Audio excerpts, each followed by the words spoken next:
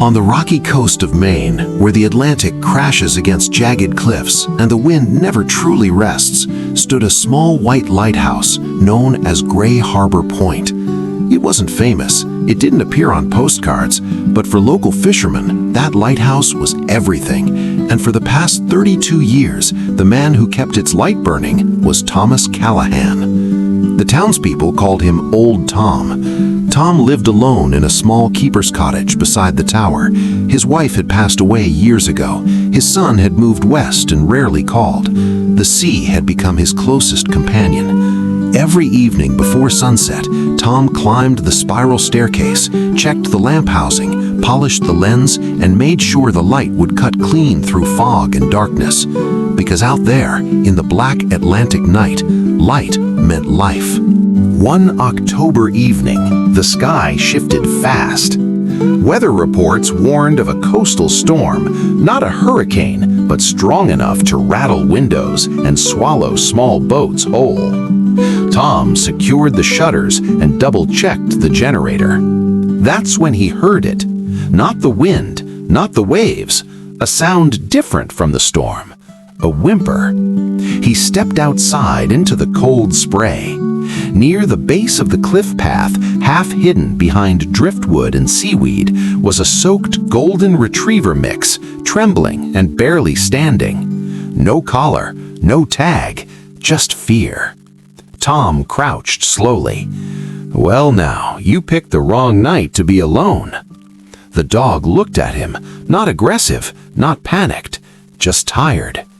Tom took off his coat and wrapped it around her. You're coming inside. The next morning, Tom drove into town, a rare trip for him. The vet scanned for a chip. Nothing. She may have been from a boat, the vet said. Storm probably knocked her overboard. Tom nodded. How much to get her checked and vaccinated? The total made him pause. Tom's salary wasn't large. Lighthouse keeping wasn't glamorous or well paid anymore. Budgets had been cut. Maintenance funds were tight.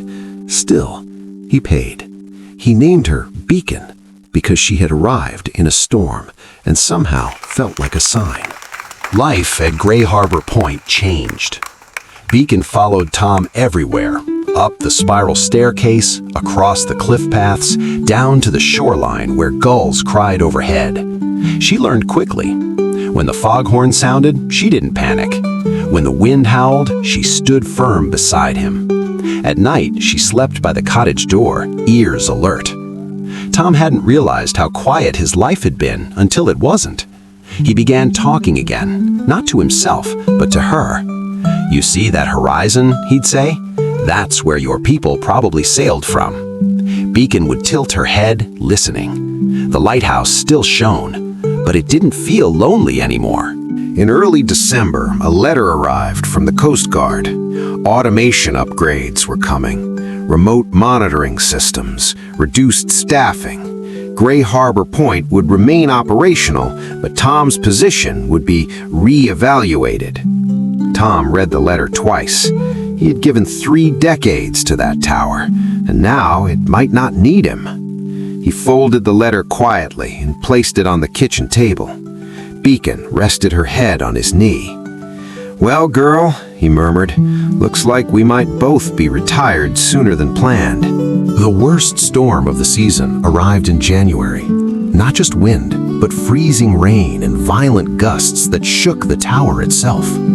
Tom secured the windows and climbed the staircase one last time before dusk. The light ignited, steady, strong. Hours later, while Tom and Beacon rested near the fireplace, the cottage lights flickered, then went dark. The backup system should have kicked in immediately.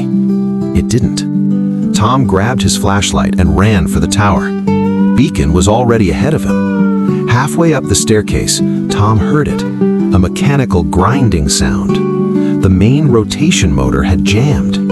If the light stopped rotating, ships would see nothing but darkness. And out there, in that storm, fishing boats were still trying to make harbor. Tom tried to reset the system manually. It wouldn't budge. Outside, waves slammed against the rocks. Beacon barked sharply, once, then ran toward the outer balcony door. "What is it, girl?" Tom followed. Through sheets of rain, he saw it. Far beyond the breakers, a faint silhouette. A fishing trawler struggling against the current and heading dangerously close to the reef. The automated system was dead, but the old oil lamp, retired but still stored below, remained. Tom raced down the stairs, beacon at his heels. He pulled the heavy metal lamp from storage, hands shaking, heart pounding. The wind on the balcony nearly knocked him over as he secured the lamp into position. Beacon braced beside him. He struck the match, shielded the flame, and slowly the old oil beacon flared to life. Not as powerful as the electric lens, but bright enough. The beam cut through rain and fog in steady arcs. Out at sea, the trawler shifted course, slowly, gradually, turning away from the reef. Tom held the railing, soaked and breathless. Beacon pressed against his leg. They stayed there for nearly an hour, man and dog guarding the flame, until the boat's lights disappeared safely into the harbor. By sunrise, the storm had passed. The fishing crew docked safely. Word spread quickly.